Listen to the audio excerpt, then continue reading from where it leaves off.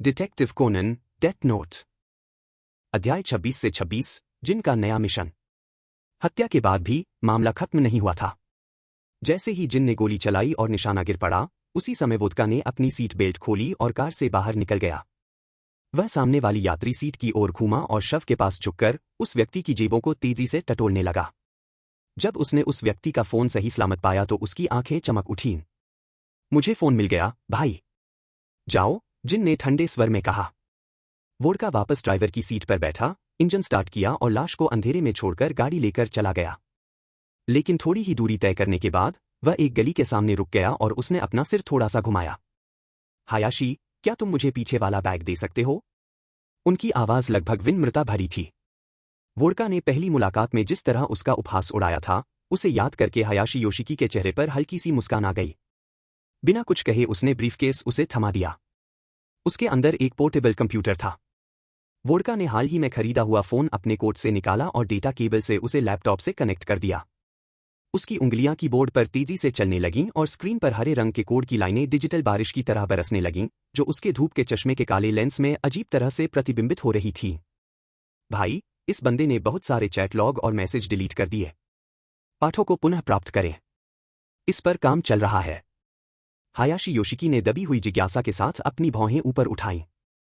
संगठन का तकनीकी ढांचा वाकई अद्भुत था। इसके अलावा उस प्रायोगिक दवा का जिक्र करना भी जरूरी है जिसने सब कुछ शुरू किया था, ऐसे युग में जब भारी भरकम डेस्कटॉप मशीनें ही आम थीं। वोडका की पोर्टेबल टर्मिनल देखने में ऐसा लग रहा था मानो वह भविष्य से आया हो। मुझे 2 नंबर मिले हैं जिनसे वह संपर्क में रहा है। मैं उन्हें पहचान के लिए भेज दूंगा। वह लगातार टाइप करता रहा, एक संदेश तैयार करता रहा और उसे भेज देता रहा। जब वे जवाब की प्रतीक्षा कर रहे थे, हायाशी योशिकी ने अपनी घड़ी पर नजर डाली। 22:09 बजने में केवल 5 सेकंड शेष थे। वोडका ने कार को दोबारा स्टार्ट किया और आगे बढ़ाया। वे मुश्किल से 10 मीटर ही आगे बढ़े थे कि हेडलाइट्स की रोशनी से रियरव्यू मिरर जगमगा उठा। एक मोटरसाइकिल तेज रफ्तार से हाई बीम लाइट चलाते हुए उनकी ओर आ रही थी। ये आदमी। वोडका ने बाइक को देखते हुए बुदबुदाया, लेकिन उसने इस पर ज्यादा ध्यान नहीं दिया। तभी मोटरसाइकिल सवार तेजी से आगे बढ़ा और कार के ठीक सामने ब्रेक लगा दिया। वोडका ने अनायास ही ब्रेक पर पैर रख दिया। अरे, क्या तुम मरना चाहते हो? उसने चिढ़कर खिड़की नीचे करते हुए चिल्लाया। जैकेट पहने, बिखरे बालों वाला वह सवार लड़खड़ाते हुए कार की ओर बढ़ा।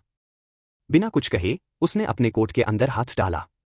यात्री सीट पर बैठे जिन ने भी शांति से अपनी खिड़की नीचे कर ली। हायाशी योशिकी ने देखा कि उसका दाहिना हाथ जैकेट के नीचे धीरे से हिल रहा है। तुम्हारे पास जो कुछ भी है, सब कुछ सौंप दो। टाकुत्सुकिता, जिसकी आंखें चौड़ी और खून से लाल थीं और हाथ में चाकू था, ने अपना चेहरा खिड़की में घुसा दिया। थूकते हुए वह धमकियां दे रहा था और चाकू जिन की ओर ताने हुए था। उसकी पुतलियां फैली हुई थीं। उसकी सांस अनियमित थी। हायाशी योशिकी ने तुरंत इसका निदान कर लिया, वह किसी चीज के नशे में था। जिन के चेहरे पर कोई भाव नहीं था। एक ही झटके में उसने अपनी पिस्तौल उठाई और गोली चला दी। यहां तक कि तैयार भी, हायाशी योशिकी। गति को समझने में कठिनाई हुई। खामोश गोली की आवाज रात के सन्नाटे में गूंज उठी, स्पष्ट और क्षणिक। गोली त्सुकिता के माथे में जा लगी, जिससे एक झुलसा हुआ घाव बन गया। उफ, आह, आह। त्सुकिता की पुतलियां फड़क उठीं। उसका ध्यान भटक गया।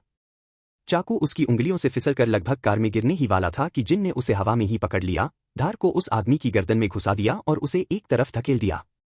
कार पर खून की एक बूंद भी नहीं गिरी। वोदका फिर से आगे निकल गई। पिछली सीट पर बैठे हायाशी योशिकी ने खिड़की के बाहर गिरते हुए शव पर मुश्किल से ही नजर डाली। उनके चेहरे पर शांति थी। 5 मिनट के अंतराल में 2 लोगों की मौत हो गई। यह खबर कल या परसों अखबारों में जरूर छपेगी। टाकुत्सुकिता की मौत और लूट की कोशिश की खबर आएगी, और चोरी की गई रकम भी शायद डेथ नोट में लिखी रकम से मेल खाएगी। वोदका ने उन्हें वापस शहर के केंद्र में धकेल दिया। जब उसके फोन पर एक नया संदेश आया, तो उसने गाड़ी खड़ी करने के लिए एक शांत जगह ढूंढी, अपना लैपटॉप फिर से खोला और अपने एन्क्रिप्टेड ईमेल में लॉग इन किया। समझ गया। हम्फ। 2 और चूहे। एक संलग्नक आया था, 2 फाइलें, जिनमें से प्रत्येक में पहचान की तस्वीरें, ज्ञात ठिकाने और दैनिक गतिविधि लॉग थे। हायाशी योशिकी। जिन बिना पीछे मुड़े स्क्रीन को घूरता रहा। अपनी काबिलियत फिर से साबित करो। इन दोनों को बाहर करो। ये तो सिर्फ बाहरी संपर्क हैं, है ना? हायाशी योशिकी ने दिलचस्पी से प्रोफाइल देखी। हाँ। हाल ही में हर तरह के बेवकूफ हमसे पंगा लेने की कोशिश कर रहे हैं, वोडका ने आगे कहा। यहां तक कि कुछ गिरोह के सदस्य भी जासूसी के खेल खेलने का दिखावा करते हैं। ये दोनों तो सरासर मूर्ख हैं, थोड़े से पैसों के लिए खुफिया जानकारी बेच रहे हैं। इन्हें साफ तौर पर पता नहीं है कि ये किस तरह की मुसीबत में फंस रहे हैं। ठीक है, हयाशी योशिकी। उसने अपने फोन की स्क्रीन पर यूं ही टैप किया। और जब आप जितनी जल्दी हो सके कहते हैं, तो आपका मतलब कितनी जल्दी है? जितनी जल्दी हो सके उतना अच्छा। लेकिन 5 दिनों से ज्यादा नहीं, हयाशी के हत्या करने के अनूठे तरीके को पहचानते हुए जिन ने पर्याप्त समय दिया। समझ गया। फिर 2 दिन। कोई खास तरीका है क्या? जो चाहो करो। मुझे सिर्फ नतीजों की परवाह है। हत्या तो हत्या ही थी। जिनके लिए तरीके मायने नहीं रखते थे, केवल परिणाम ही मायने रखता था। फिर भी क्या ऐसे हत्यारे भी होते हैं जो हत्या को एक कला के रूप में देखते हैं? उसने हयाशी योशिकी पर एक नजर डाली, जो मिशन मिलने के बाद पूरी तरह से सहज होकर हल्की सी मुस्कान बिखेर रहा था। एक्वेरियम मामले से यह स्पष्ट हो गया था कि हयाशी की कार्यप्रणालियां श्रृंखला प्रतिक्रिया की तरह थीं, सेकंड तक सावधानीपूर्वक गणना की गई। फिर भी जरा सी भी गड़बड़ी, जैसे कि शरीर की अनियोजित स्थिति, उन्हें स्पष्ट रूप से चिढ़ा देती थी। जिन ने सोचा, ये तो हद से ज्यादा पूर्णतावादी है। शायद ये जुनूनी विकार है, या शायद ये सिर्फ अहंकार है। उसे कोई फर्क नहीं पड़ता था। जब तक कोई उपयोगी और वफादार हो, उसकी अजीब आदतें मायने नहीं रखती थीं। अगर हयाशी योशिकी फिर से सफल हो जाता है, तो जिन को उसे और आगे पदोन्नत करने में कोई आपत्ति नहीं होगी। तो मैं चलता हूं। कृपया मुझे फाइलें भेज दीजिए। हयाशी ने अपना फोन वापस जेब में रख लिया। और अगर और कुछ नहीं, तो क्या आप मुझे मिहुआ के दूसरे अपार्टमेंट तक छोड़ सकते हैं? भाई, वोदका ने जिन की ओर देखा। उसे ले। गाड़ी एक बार फिर आगे बढ़ गई। हयाशी योशिकी हल्की सी मुस्कान के साथ अपनी सीट पर पीछे झुक गए। उस संगठन के लिए काम करना उतना बुरा नहीं था। अगर आप में प्रतिभा थी और जिनके साथ काम करने का साहस था, तो बाकी सब आसान था। अध्याय 27 से 27, बाद की व्यवस्थाएं और रैन का अनुरोध। बेका सिटी एक्वेरियम के पास गोली लगने से घायल 2 शव मिले। पुलिस जांच के बाद यह पुष्टि हुई कि मृतकों में से एक, ताकुत्सुकिता ने अपनी मृत्यु से पहले कई डकैतियां की थीं। घटना के समय सुकिता ने 2 पीड़ितों को सफलतापूर्वक लूट लिया था और कुल 23,601 येन चुरा लिए थे। गोली लगने से हुए घावों के फोरेंसिक विश्लेषण के आधार पर। अपनी डेस्क पर बैठे हुए हयाशी योशिकी ने अपनी स्क्रीन पर समाचार लेख को सरसरी तौर पर पढ़ते हुए हल्की सी मुस्कान बिखेरी। उत्तम। परिणाम उनकी योजना से बिल्कुल मेल खाते थे। प्रयोग के सफलतापूर्वक समाप्त होने के बाद उन्होंने इसे फिलहाल रोक देने का फैसला किया। फिलहाल उनके पास ध्यान केंद्रित करने के लिए केवल 2 मुख्य कार्य थे। उन्होंने आधिकारिक तौर पर अपनी जासूस एजेंसी की स्थापना और पंजीकरण कराया। जिन द्वारा दिए गए दोनों नामों को डेथ नोट में लिखना। दोनों में से किसी ने भी कोई वास्तविक चुनौती पेश नहीं की। जहां तक दीर्घकालिक उद्देश्यों की बात है, उसने एक पेन उठाया और डेथ नोट में एक शब्द पर गोला बनाया। मकड़ी। वह काइटो किड के फिल्म सेट पर काम करने वाले जादूगर का असली नाम जानने के बारे में सोच रहा था। यह क्षमता काफी उपयोगी साबित हो सकती थी। फिलहाल 3 दृष्टिकोण मेरे दिमाग में आए। संगठन का खुफिया नेटवर्क प्रभावी है, लेकिन जिनसे पूछना सीधे तौर पर खुलासा करने से संदेह पैदा हो सकता है। हालांकि शायद डेथ नोट का इस्तेमाल स्पाइडर के पीछे के गिरोह के खिलाफ संगठन को भड़काने के लिए किया जा सकता है। पर्दे के पीछे थोड़ी सी गड़बड़ी बहुत कारगर साबित हो सकती है। कोई जुमी कोरोको की जादूगरी उसकी भविष्यवाणी अविश्वसनीय कारनामे करने में सक्षम प्रतीत होती थी और शायद कोई सुराग दे सकती थी। नोआ का जहाज बेकर स्ट्रीट के प्रेत में दिखाई देने वाली उन्नत कृत्रिम बुद्धिमत्ता। सैद्धांतिक रूप से ऐसी इकाई किसी भी डिजिटल फुटप्रिंट को पुनः प्राप्त कर सकती है। दुर्भाग्य से इस समय रेखा में वह तकनीक अभी तक अस्तित्व में नहीं आई है। इसी बात को ध्यान में रखते हुए हयाशी योशिकी ने डेथ नोट का एक अलग पृष्ठ पलटा और उस पर एक साधारण सा लेबल लिखा, जिन। उन्हें धुंधला सा याद था कि जिन और वोडका के असली नामों का एक बार संकेत दिया गया था, क्रमशः कुरोसावा जिन और उओजुका सबुरो, लेकिन यह स्पष्ट नहीं था कि वे असली नाम थे या उपनाम। शायद उसे इस विषय पर वोदका का परीक्षण करने का मौका मिल जाए जब जिन आसपास न हो। डिंगलिंगलिंग डिंगलिंगलिंग। उसकी मेज पर रखा फोन बज उठा, जिससे वह अपने विचारों से बाहर आ गया। उसने उत्तर बटन दबाया। नमस्ते योशिकी सान, यह मैं हूं। क्या आप आज खाली हैं? मुझे आपसे एक छोटी सी मदद चाहिए। यह रान मौरी थी। उसकी आवाज थोड़ी संयमित और घबराहट भरी लग रही थी। इससे पहले कि वह जवाब दे पाता, उसने जल्दी से अपनी बात जारी रखी। बात कुछ इस तरह है। कुछ समय पहले मैं सोनोको के साथ एक कैफे में थी और तभी 2 लड़के हमारे पास आए। उन्होंने हमें आज दोपहर वैलेंटाइन डे पार्टी में आमंत्रित किया। तो आज वैलेंटाइन डे था? हायाशी योशिकी ने सचमुच इस बात पर ध्यान नहीं दिया था, लेकिन उनका लहजा गर्मजोशी भरा बना रहा। क्या तुम मना नहीं कर सके? और तुम्हें उनमें से किसी में भी दिलचस्पी नहीं है? सही। शर्मिंदगी साफ झलक रही थी। रैन की आवाज धीमी होकर फुसफुसाहट में बदल गई। लड़कों में से एक बहुत जिद कर रहा था और उसे समझ नहीं आ रहा था कि वह दृढ़ता से मना कैसे करे। उसने पहले कुडोशिनिची को फोन करना चाहा था, लेकिन उसने फोन नहीं उठाया। इसलिए अब वह मदद के लिए हायाशी योशिकी की ओर रुख कर रही थी। ठीक है, कोई बात नहीं। मैं आपके साथ चलूंगा। सच में? यह तो बहुत बढ़िया है। लेकिन आपको बता दूं, सोनको भी आएगी। क्या वह वही लड़की है जो आपके साथ पुस्तक हस्ताक्षर कार्यक्रम में थी? हाँ। ठीक है, मैं तुम्हें लेने आऊंगा। कॉल समाप्त करने के बाद हायाशी योशिकी ने एक पल सोचा, फिर डेथ नोट की ओर मुड़ा और दोबारा लिखना शुरू कर दिया। दोपहर 1:30 बजे। तय समय पर हायाशी योशिकी मौरी डिटेक्टिव एजेंसी के सामने पहुंच गया। नीचे एक छोटे बालों वाली लड़की स्टाइलिश और ऊर्जावान पोशाक में उसका इंतजार कर रही थी। उसके कंधे पर एक छोटा सा हैंडबैग लटका हुआ था। वह अपने फोन को घूर रही थी और बीच बीच में बढ़ती बेचैनी के साथ सीढ़ियों की ओर देख रही थी। जब उसने कदमों की आहट सुनी और ऊपर देखा, तो उसकी निगाहें उससे मिलते ही उसकी आंखों में चमक आ गई। आह! श्रीमान हायाशी। शुभ दोपहर, सोनको-सान। हायाशी योशिकी शांत मुस्कान के साथ पास आए। तुम्हें मैं याद हूं? उसकी आंखें चमक उठीं। बेशक। पिछली बार आपने ही तो 6 किताबों पर हस्ताक्षर मांगे थे। क्या? मैं तो बस मजाक कर रही थी। असल में रैन ने तुम्हारा जिक्र किया था।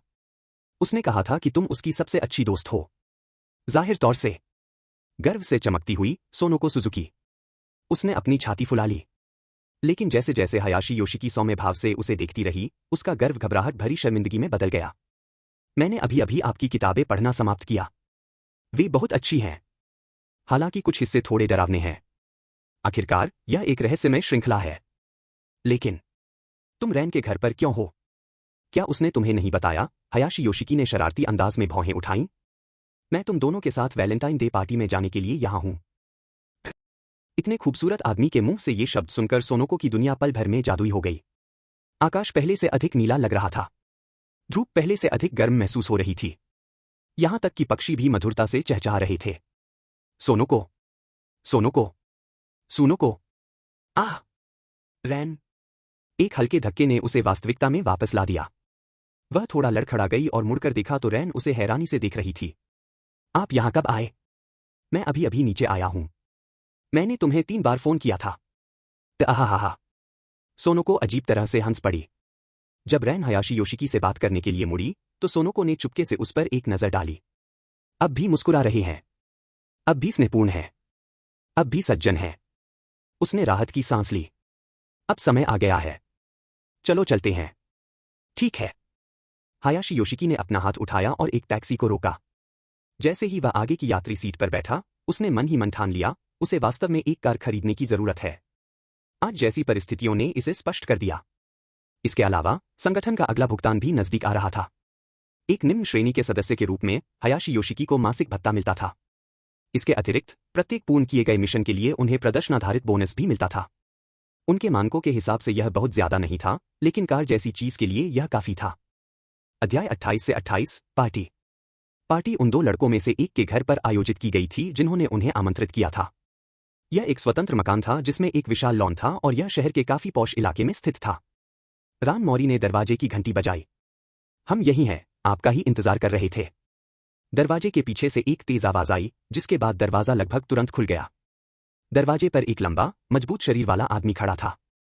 उसका चेहरा सामान्य था, लेकिन उसकी कमीज के नीचे उसकी छाती और बाहों की मांसपेशियां उभरी हुई थी।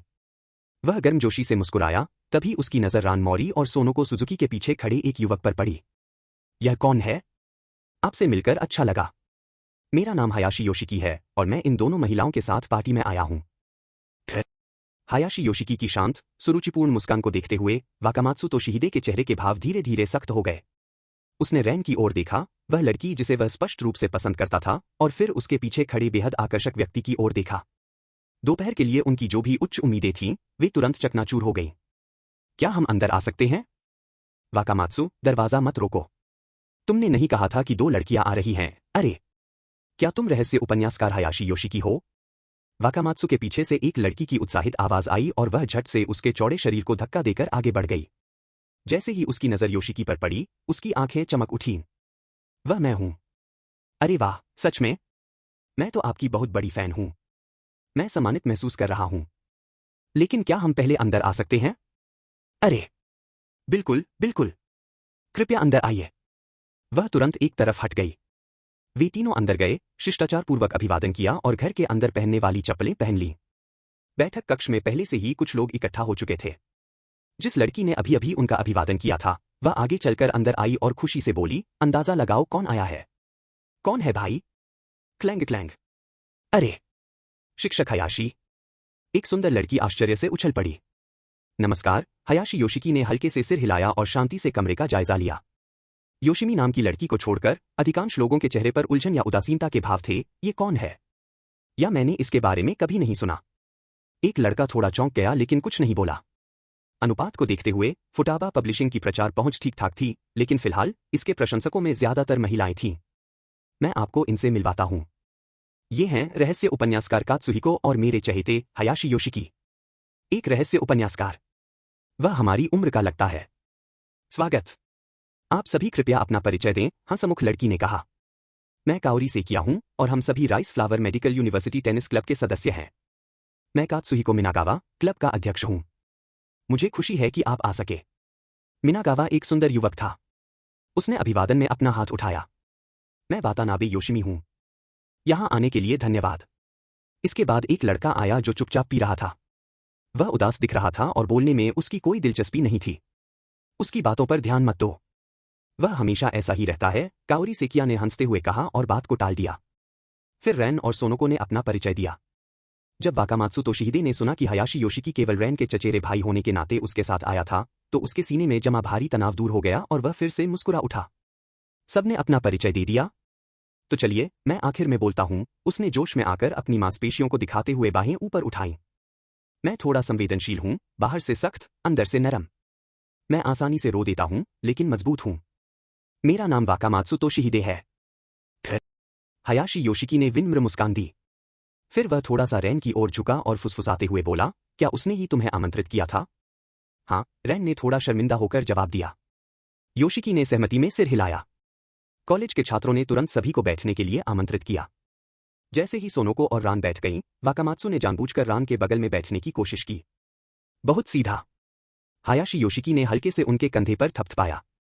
माफ कीजिए, श्रीमान वाकामात्सु, क्या आप यह सीट छोड़ सकते हैं? रैन को किसी ऐसे व्यक्ति के इतने करीब बैठने में असहजता हो रही है जिससे वह अभी अभी मिली है। लाहा, हम अजनबी नहीं हैं। ऐना, रैन? कुना।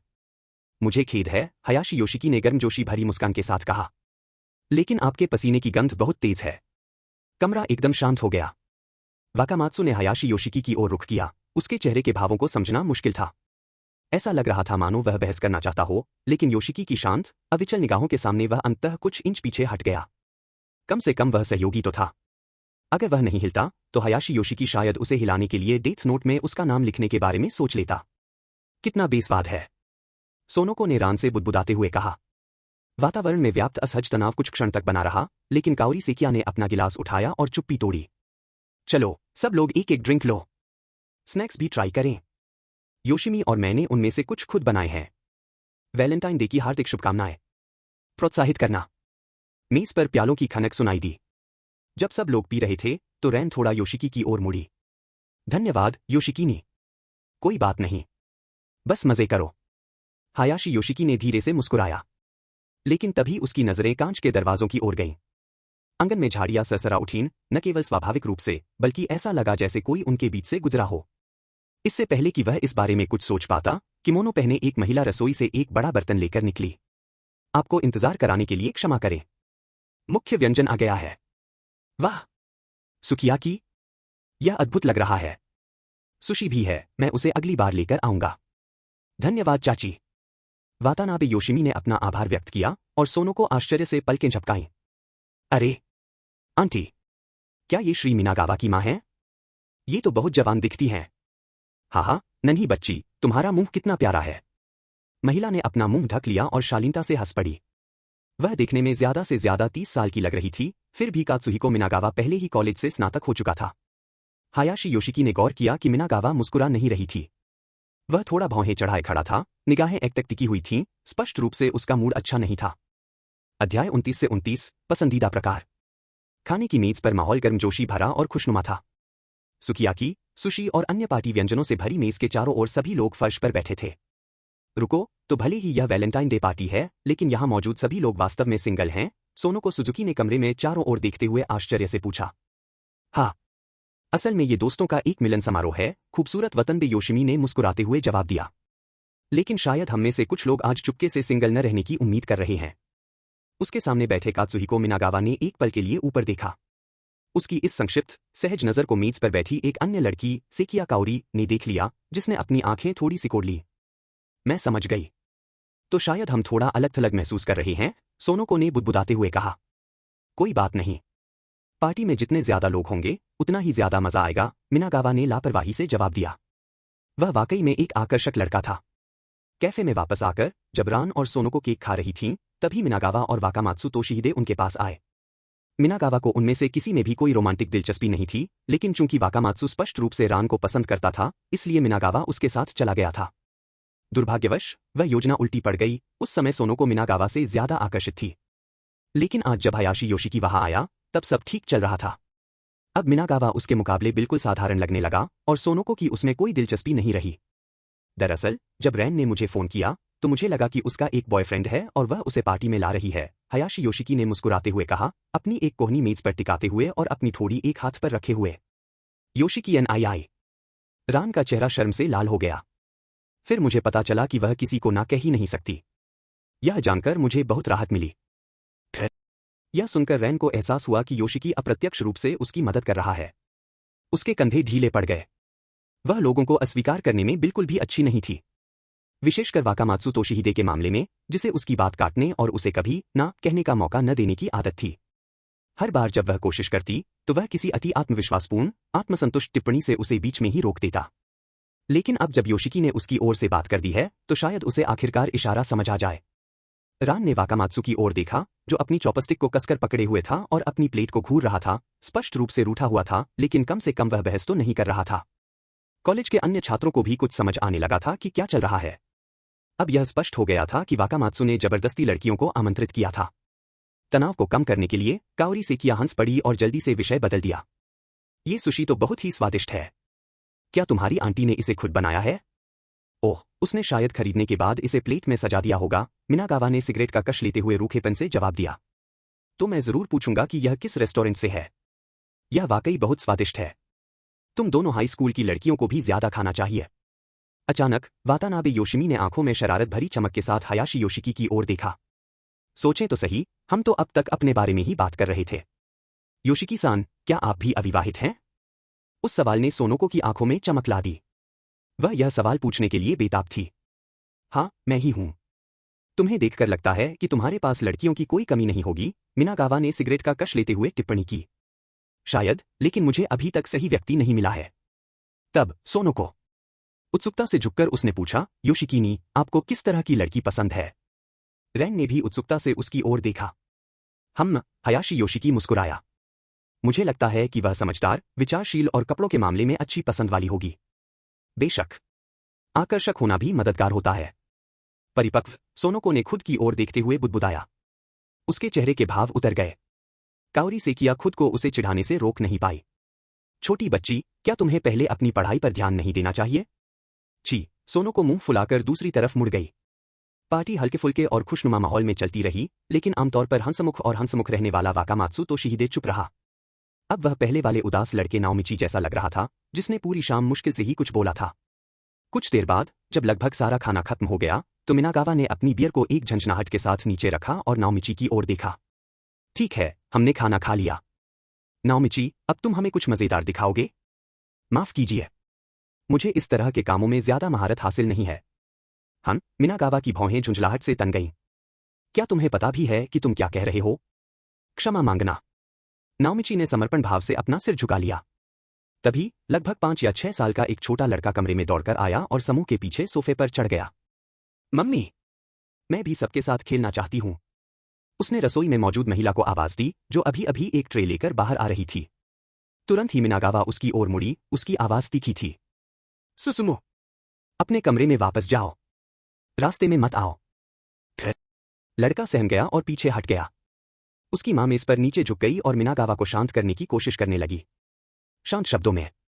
लेकिन वह खड़ा हुआ, लाइटर और सिगरेट उठाई और बड़बड़ाते हुए गाली देते हुए बाहर निकल गया। कात्सुहिको, उसकी बचपन की दोस्त काओरी सेकिया तेजी से उसके पीछे पीछे बाहर चली गई। अचानक मिनागावा को क्या हो गया है? उसका मिजाज अजीब हो गया है। सोनोको और रान ने आपस में फुसफुसाकर बात की। हायाशी योशिकी को आश्चर्य नहीं हुआ। कुछ लोग कुछ ड्रिंक्स के बाद चिड़चिड़े हो जाते हैं। वो नाओमिची नाम का लड़का? वो साफ तौर पर इस समूह में फिट नहीं बैठता था। वो जरूर इसलिए आया होगा क्योंकि वो मना नहीं कर सका। आखिरकार मिनागावा क्लब का अध्यक्ष था और उसका परिवार अमीर था। इस तरह की सामाजिक परिस्थितियां दबाव तो लाती ही हैं, खासकर जापान में, जहां सामाजिक ऊंच नीच का आज भी महत्व है। योशिकी को कमरे में सिगरेट के धुएं की लगातार बनी रहने वाली गंध पसंद नहीं आई, इसलिए वह खड़ा हुआ और उस कांच के दरवाजे की ओर चला गया जो पिछवाड़े की ओर जाता था। उसे ताजी हवा की जरूरत थी। जैसे ही वह दरवाजे के पास पहुंचा और शीशे से अंदर झांका, उसकी नजरें कोनन से मिलीं, जो बाहर झाड़ियों में दुबका हुआ कमरे में झांक रहा था। फिर वे एक दूसरे को घूरते रहे। धीरे धीरे कोनन पीछे हटने लगा, मानो वह यह जताने की कोशिश कर रहा हो कि वह पकड़ा नहीं गया है। लेकिन योशिकी ने फिर भी दरवाजा खोल दिया। तुम यहां क्या कर रहे हो? उसने पूछा। फिर आंखें सिकोड़ते हुए उसने कहा, क्या तुम मेरा पीछा कर रहे थे? मैं तुम्हारा पीछा नहीं कर रहा था। कोनन झाड़ियों से बाहर निकला और चिल्लाया। फिर योशिकी बस देखता रह गया। धीरे धीरे कोनन के कंधे झुक गए और उसने नीचे की ओर देखना शुरू कर दिया।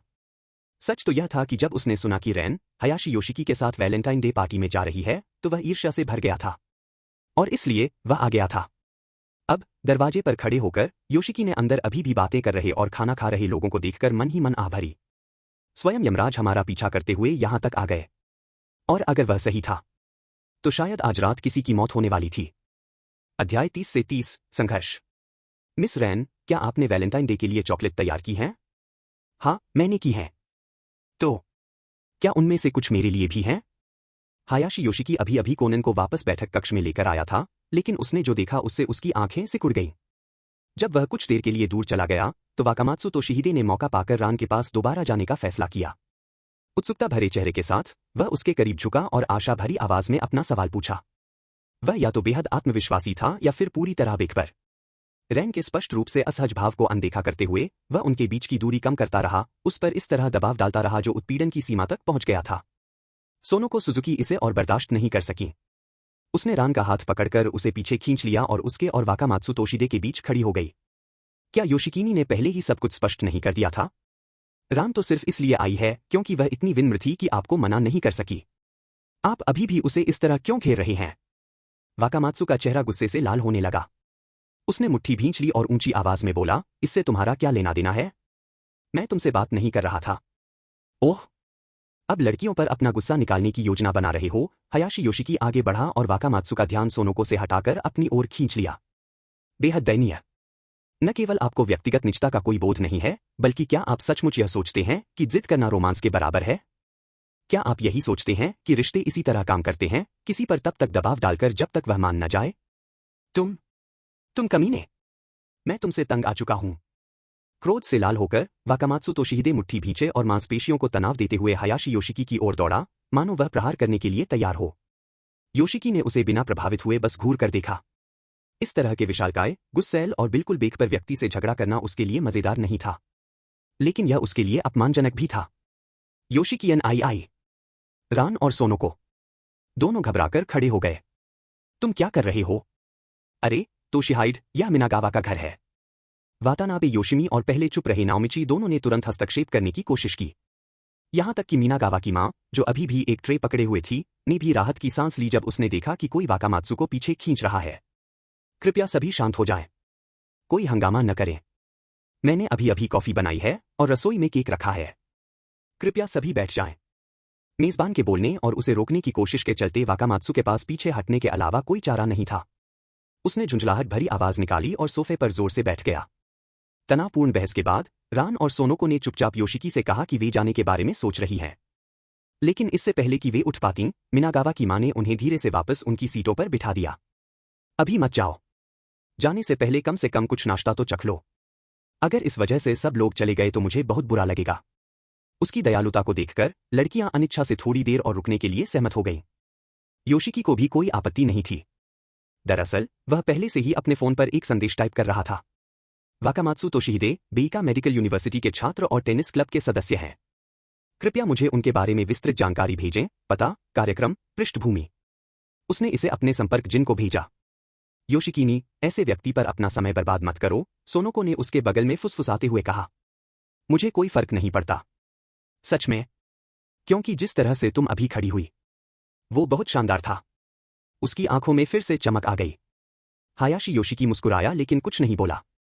उसी क्षण मिनागावा कात्सुहिको के पीछे दौड़ी हुई गुआन गुजियांग टूटे हुए दिल से लौटी। उसके पीछे मिनागावा था।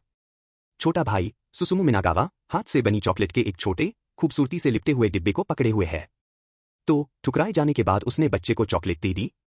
योशिकी ने एक नजर डाली और समझ गया। जब मिनागावा की मां ने डिब्बा देखा तो उनका चेहरा सख्त हो गया। उन्होंने गुस्से से सुसुमु मिनागावा से चॉकलेट छीन ली। मुझे कितनी बार बताना पड़ेगा? तुम्हारे दांत अभी ठीक नहीं हुए हैं। मीठा मत खाओ। लेकिन यह सिस्टर काओरी की ओर से है। नहीं। उसने सख्ती से चॉकलेट को एक तरफ रख दिया, फिर अपने बड़े बेटे को तीखी नजर से देखा, जो अभी भी सिगरेट पीते हुए कमरे में वापस आ गया था, और फिर रसोई की ओर चली गई। हायाशी योशिकी ने अपनी कॉफी उठाई।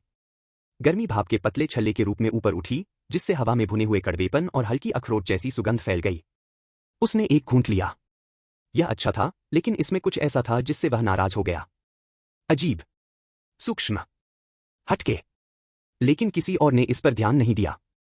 यहां तक कि पास में बैठा कोनन, जिसे बचपन से ही शायद ही कभी कॉफी पीने की इजाजत मिली हो, बिना किसी संदेह के अपने कप से घूंट ले रहा था। सुसुमु ने भी एक घूंट चखा, कड़वे स्वाद के कारण वह तुरंत मुंह बनाने लगा। लो, ये केक चखो, मिनागावा की मां ट्रे लेकर लौटते हुए बोली। उन्होंने सुसुमु को कई चम्मच केक खिलाया। लो, अब ठीक है। फिर वह मुस्कुराते हुए समूह की ओर मुड़ी और बोली, सब लोग थोड़ा थोड़ा चखिए। हमेशा की तरह विनम्रता से सभी ने छोटे छोटे निवाले लिए और एक दूसरे की तारीफ की। योशिकी-सान, कृपया आप भी थोड़ा ले लीजिए। धन्यवाद, लेकिन मुझे मिठाई ज्यादा पसंद नहीं है। मैं इसे बाद में ट्राई करूंगा। लेकिन बाद में इसका स्वाद उतना अच्छा नहीं लगेगा। कृपया बस एक टुकड़ा चखकर देखिए और मुझे बताइए कि आपको कैसा लगा। यह शायद उसके उत्साही व्यक्तित्व का असर हो सकता है, लेकिन उसकी जिद में कुछ अस्वाभाविक सा लग रहा था। विशेषकर सुसुमु को अपना गाल पकड़े हुए देखकर, जो स्पष्ट रूप से दर्द में था। फिर भी योशिकी ने केक का एक टुकड़ा उठाया। हम्मा, ज्यादा मीठा नहीं है। स्वाद संतुलित है। आश्चर्यजनक। वह मुस्कुराई और रसोई की ओर मुड़ गई। उसी समय मिनागावा कात्सुहिको ने अपनी कॉफी खत्म की, एक और सिगरेट जलाई और आंगन की ओर टहलते हुए चले गए।